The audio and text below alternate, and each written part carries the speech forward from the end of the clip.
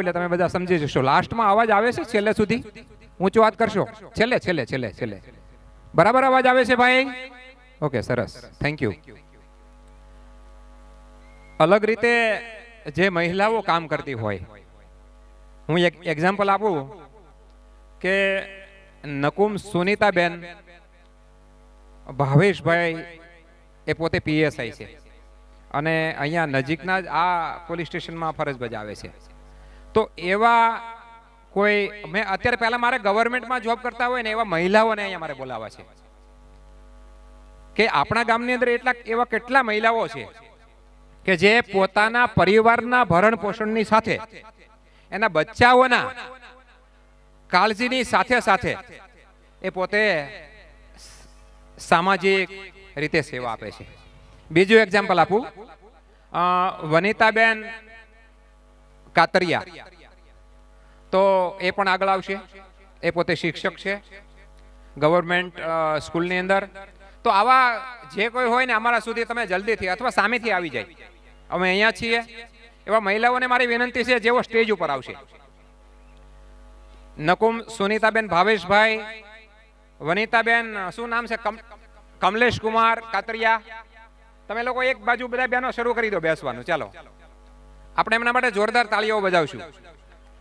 અને આજે એકદમ ઘરનો ડાયરો છે અને આનંદ કરવાનો છે. આ ટીમ માટે એકવાર જોરદાર તાળી, આજે આયોજકો છે ને એના માટે જોરદાર તાળી થઈ જાય, કેમ કે આજે આપણે જમી લીધા છીએ હવે.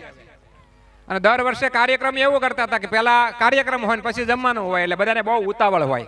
પણ આજે તો બધાને ભાવથી બધાએ પ્રસાદ લીધો છે. તો આજે આપણે થોડીક વાર આપણા કાર્યક્રમને હજી વાર છે, પણ એવો વિચાર આવ્યો છે કુદરતી રીતે કે આવા બધા મહિલાઓને આપણે સ્ટેજ સુધી લાવવા છે. આવો સુનીતાબેન. સુનીતાબેન પીએસઆઈ તરીકે કયું પોલીસ સ્ટેશન છે બેટા? Saroli police station. એટલે આપણે એમના મત વિસ્તારમાં છીએ ટૂંકમાં એમ. તો એમના માટે જોરદાર તાળી.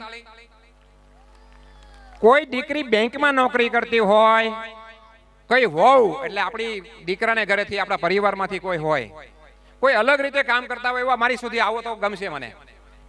આપણને ખબર પડે કે એવા ઘણા બધા એવા રત્નો છે કે જેની આપણને ખબર નથી. તો એવા જે કોઈ હોય, આ તો મને ખ્યાલ હતો એક બીજા પણ એક પીએસઆઈ બેન છે, પણ અત્યારે હાલમાં એ આવી શક્યા નથી.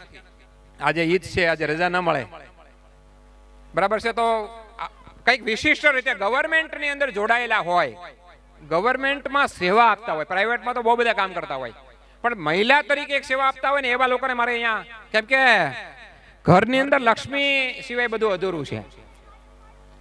આજે બધા ભાઈઓ ખૂબ સારી રીતે સુરતમાં કામ કરી રહી છે ને, પણ એક સફળ પુરુષની પાછળ એક મહિલાનો બહુ મોટો હાથ હોય છે. અને એ મહિલાના હાથ વગર બધું ખોટું છે, કેમ કે એમને 24 કલાકની ડ્યુટી હોય. ઘરમાં સૌથી પહેલા જો ઉઠતું હોય ને તો એ માં છે, અને સૌની છેલ્લે સૂતું હોય ને તો એ માં છે. બાબુ આતા આજ બહુ ગીતો, અલગ અલગ ગીતો ગવડાવી આપણને મજા કરાવી છે. એટલે આ લક્ષ્મી નારી શક્તિ, આ નારી શક્તિને આપણે અહીંથી સત્કારવા માંગીએ છીએ, એમને સન્માન આપવા માંગીએ છીએ. એમના હાથે કોઈ બાળકનું ઇનામ અપાય એવી આપણી લાગણી છે. એટલે આવી મહિલાઓ કોઈ હોય તો તમે કોઈ પણ પરિવાર વાઇઝ મને જરા મારા સુધી પહોંચાડો અથવા કોઈ પણ મેમ્બર સુધી પહોંચાડો. Okay, thank you, thank you, thank you.